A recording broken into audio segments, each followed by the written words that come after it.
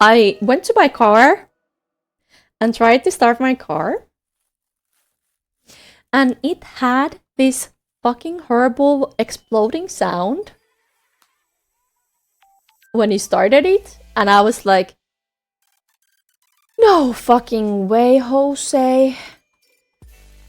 You are not serious, because I had straight up the idea. I know why the fuck it sounds like it's exploding.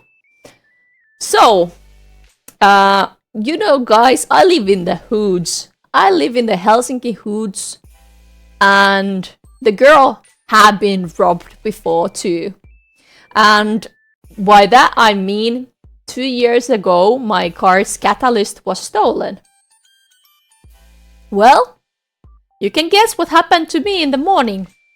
I noticed my fucking second car's catalyst was stolen. Yes. Yes.